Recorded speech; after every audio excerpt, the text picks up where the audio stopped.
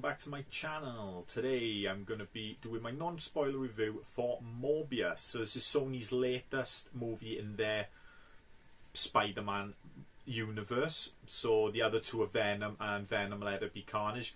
Technically you can say Spider-Man No Way Home, Spider-Man Homecoming, No Way Home and Far From Home are technically in it as well, but they're more of the MCU. So yeah, they did have other characters like making a cameo in the last movie, like Venom in the after credit scene. You do get another one in this one. You've seen it in the trailers. It's Toomes from Vulture from a thing, but he doesn't turn up until the after credit scenes. You get two after credit scenes where he's in them. So pretty much the story of the movie is biochemist Michael Morbius tries to cure himself of a rare blood disease, but he is inadvertently infects himself with a form of vampirism instead. So the movie stars Jared Leto as Michael Morbius, Matt Smith as his best friend Milo, who also has the same disease as Jared Leto does, or similar. Adria Arjona, if I butchered that important thing, as Dr. Martine Bancroft, who's the love interest of Michael Morbius as well, and helps him do the cure as well. Jared Harris as Dr. Emil Nicholas, who is like a father figure to both Jared Leto, Michael Morbius, and Milo, because he knows them since they were kids, and he still helps them while they're growing up and that. And also stars Tyrene Gibson and Al Madrigal as Agent Simon Strode and Agent Rodriguez. So they're like the FBI agents. After seeing all the murders, follows up on them. So yeah, it's a weird one, this movie is. It's been delayed and delayed and delayed. It was delayed again this year till last weekend, 1st of April it came out. April Fool's Day as well. How can I say about this movie? It's not as bad, I don't think, as people said it is. Don't get me wrong, it's nothing brilliant, this movie. I enjoyed enough of it to make it an enjoyable film for myself. It's pretty much in the same ballpark as Venom and that. Like, Venom weren't the best movies in the world, but they were enjoyable. I think it's like with these movies, it is the actors and the characters that kind of make these movies a bit more enjoyable. With this one, yeah, Jared Leto and Matt Smith are brilliant together. Really good chemistry. Like, Matt Smith is the standout in this movie. If you've seen him in Doctor Who and his other movies, he is a brilliant actor. And yeah, the thing. But all the actors overboard are really good in this movie, to be honest. Like I said, the story is your cut and paste one that you've seen countless times.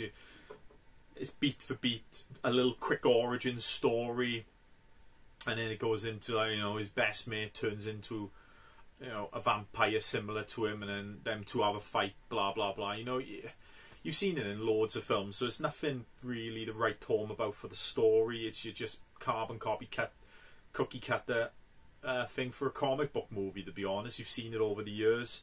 It doesn't do anything different, really. It doesn't, unfortunately. But the first half of this movie is way better than the second. I enjoyed it up to the halfway point, pretty much, because they could have probably what's the word I'm looking for?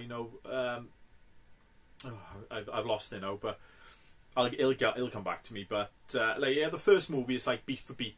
They do an origin story, but they kind of speed it up a little bit. They do. They don't draw it out. They don't like you do in some others and all that. So it's like the first 30 minutes, let's say, boom, it's you get the origin story.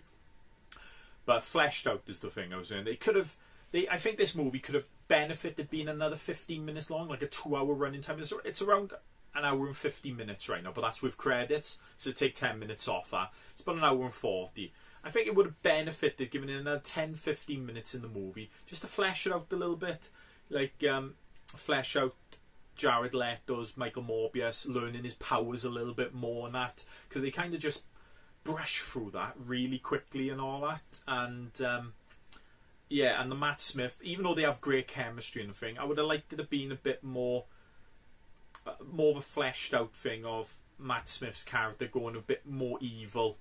Because the minute, like I say, it's a non-spoiler, but you kind of know it in the trailers and all that, that he is a vampire in it. He is the other vampire. He is the bad guy one and all that. But he kind of gets it, and he's bad straight away. He's just killing people left, right, and centre. And he is no moral thing with him. Like, oh, should I do this? Shouldn't I do this? Like Morbius and all that. He's got a moral compass, and he's like, I can't kill people. I can't kill people. But yeah, Milo's character just boom.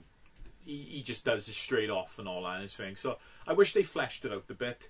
Again, the action scenes, I didn't mind the first fight between them both, but obviously you have two fights in the movie. Obviously you have the original fight, and then you have the end fight. The end fight is really poor. It's kind of similar to the Venom movie, to be honest. That's not the best one and all. It's kind of all over the place, CGI fest, which kind of lets it down a bit. It does, but like I said, it was enough of a movie for me to enjoy it, to be honest. I don't think it deserves some of the shit it's getting, to be honest, because I think with some people it's because this film was delayed and delayed and delayed, your expectations for this film is rock bottom anyway. It is. But I think it's like I said, enough of an enjoyable movie, because I think the actors in it kind of elevated up a little bit. If they had different actors in it who weren't as good, yeah, this movie probably would have sucked ass, to be honest, and all that. But it was pretty good. Kind of leaves a nice little open end of what to expect in the future. It is. Like I said, the only spoiler I'll do a little spoiler now, but it's not really a spoiler. It's the end credit scenes where you have Toombs, and everyone's like, "Oh, it's Toombs in this." You find out in the end that Toombs, when the multiverse got opened by Doctor Strange and all that, Toombs gets transported to this, so he's been kicked out of the MCU. So Spider-Man in Homecoming and all, he's not in the MCU anymore now. He's jumped over now into the Sony one, so he gets into a jail. And then the other credit scene is he meets Morbius in a suit, in his flying suit, which I don't know how he got. I don't know how he got that, but he meets him and talks about making a team. So you're kind of thinking like the Sinister Six. You are. So that's the only thing I'll say about that. So that was a bit disappointing. Seems half of the scenes in the trailer as well you don't see, like him walking past a painting of like a scale. A spray painted thing of Spider-Man with murderer written across it. Don't see that. It's quite a lot of scenes you don't see in this. So hopefully we'll probably see them in the deleted scenes when the blue 4K, comes out, Blu-ray comes out of it. But yeah, that's about it for the movie and all that. Yeah, overall the acting and all that's good. It's an average film. I give it about 5.5 out of 10, 5.5, 6 out of 10. It's on the same level as Venom, because I think Venom was the same as the characters made that movie. You got any other character playing them, a lesser actors, the movie would have been dog shit. But like I said, like this one, the actors elevate the movie a bit, so it doesn't make it so bad. The other things about the movie, CGI is good and bad. I like the way Morbius not flies, but he kind of glides with the wind, and then you see him like with like a bit of mist and all that. That was really good thing, and it was like different colour for what clothing he wore. So if he was in a orange jumpsuit from jail one scene and all that, so he's flying through the air, so you see the orange coming through the thing. Later on you see a bit of purple on him, and you see that coming in. So yeah, CGI was good and bad. The bad part of the CGI in my eyes was the faces of Morbius and Milo when they turn into vampires and all that. Not the best. Kind of reminds me a bit of Van Helsing with Hugh Jackman and all that. So you think CGI is increased by then, but it kind of reminds me of that type of vampire and all that, Dracula and that. It did a cross between that Dracula and the monster from Sinister. Kind of a cross between them two. That's what it reminded me of, and that. But otherwise, CGI overall was pretty good. Yeah, just the faces and and that was kind of a letdown. The score is really good. I really enjoyed the score. I thought it suited the movie perfectly.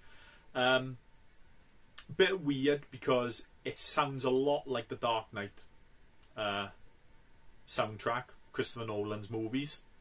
It does. It takes a lot, but then again, I don't know who composed this, unfortunately. I can up on IMDb, but I can't find it on it. Unfortunately, I don't know who done it, but yeah, he looks like he took his cues from Hans Zimmer for doing the Christopher Nolan's things. But it is a really good soundtrack. It is, so I'm not complaining. Even if he did copy it or not, it's still a really good soundtrack.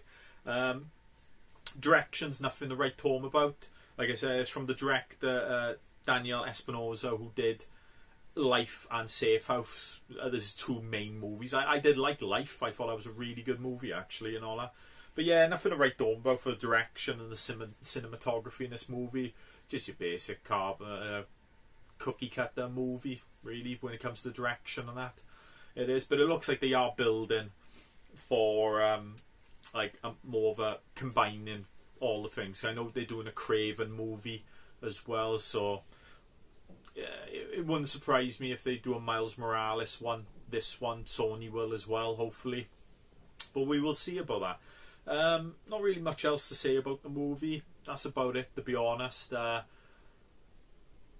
I said, I wouldn't say go to the cinema to see this. Maybe if you want to wait. I know some people, if you don't like Venom and Venom Let It Be Carnage, if you don't like them movies, you're pretty much not going to like this one. But if you enjoyed them movies, you'll probably enjoy this one as well. It is. So yeah, I'll give it a good 5.5, 6 out of 10. Your average movie, really, and all that. But yeah, it's not as bad as what people said. If you're going to look at a score, look at Rotten Tomato, but don't look at the critics score. More look at the audience score. I think the audience score is in the 60 to 70%. It's around that. So it's an average movie. So kind of look at it that way. It is. So yeah, that's my thoughts on the movie. If you like this review, give it a thumbs up. Leave a comment below. Tell me if you've seen the movie, what you thought of the movie, and if you're going to go and see it. And if you're not, give me a reason why. Tell me what you didn't like about this movie. Because yeah, there is, like they said, the story's not brilliant, but you got to admit that the acting and all that was pretty good in this movie. And if you'd like to see more reviews, I guess, please subscribe to my channel. I'll see you next time.